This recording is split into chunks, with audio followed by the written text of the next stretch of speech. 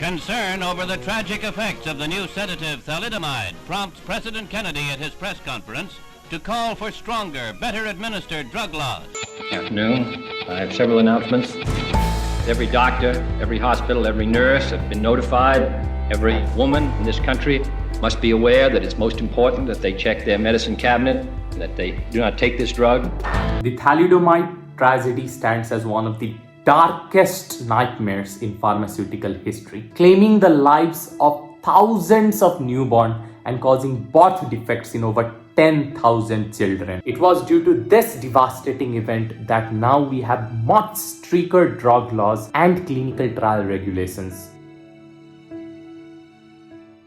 Thalidomide was initially developed as a tranquilizer for animal by a Swiss pharmaceutical company in 1953. Later, it was marketed by the German pharmaceutical company Grunenthal under the trade name Contergan in 1957. Originally, the drug was introduced as a hypnotic and sedative. A hypnotic, as the doctors call it, that was the answer to a prayer.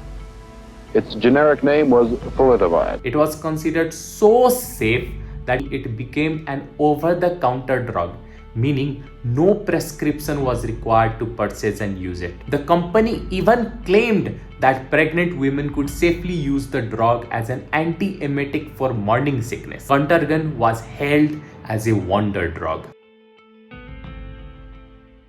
The drug was invented in 1953 and it was out in the public by 1956. This showed that there was a lack of rigorous scientific studies for the drug, plus no clinical trials were held to check for the safety of the drug in fetus of pregnant women. Stickler of a medical officer in the Food and Drug Administration, Dr. Frances Kelsey, who came originally from Cobble Hill, British Columbia, and was educated at McGill University in Montreal. She refused to approve sale of the drug in the United States. You were first alerted to the dangers of thalidomide by just happening to be reading about it in a British medical journal. Is there no international clearinghouse for reports on new drugs? No, there's no such system in use at present. Would it be useful? Oh, certainly. In 1961, an article was published promoting the safety of the drug during late pregnancy. However, the drug is not notorious for causing harmful effects when used during late pregnancy, but instead for its harmful effect when used during early pregnancy. The drug thalidomide exists in two enantiomeric forms. Number 1, R-thalidomide, which is sedative in function, and number 2, S-thalidomide, which is teratogenic, that is, it can cause birth defects. Both these forms, they can convert into one another, and this is called enantiomeric conversion. That is why both R-thalidomide and S-thalidomide are contraindicated in pregnant women, because even if the pregnant woman takes R-thalidomide for sedative function, it will get enantiomerically converted into S-thalidomide and can cause teratogenesis. Thalidomide did not show any birth defects in fetus if it was taken after 42 days of gestation.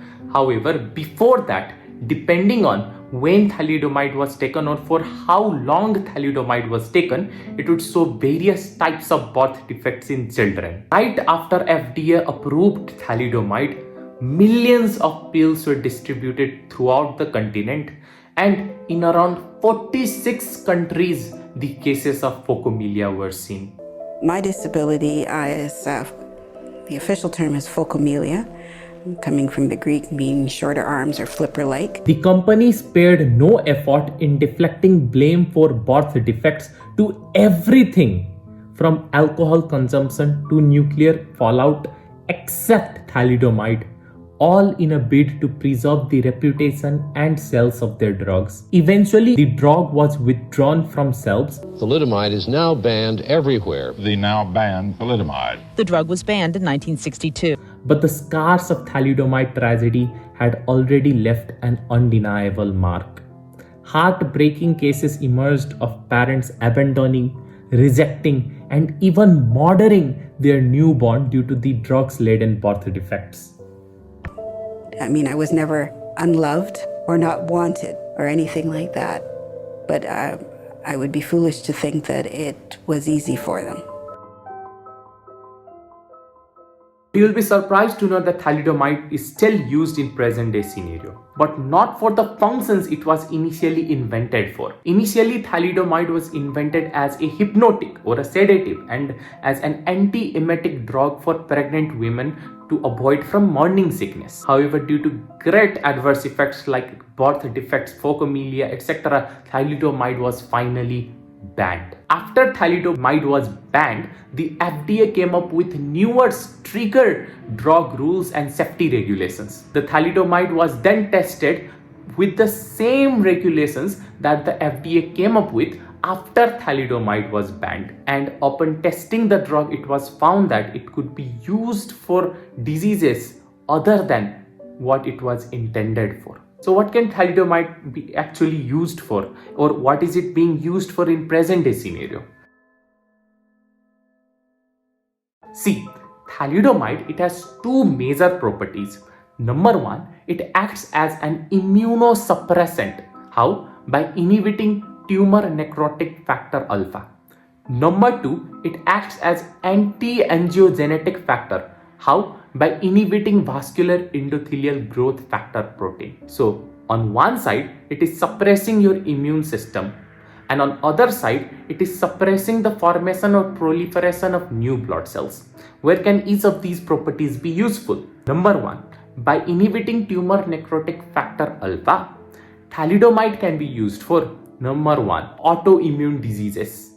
Number two, for anti-inflammatory actions. Number three, during lepra reaction type 2.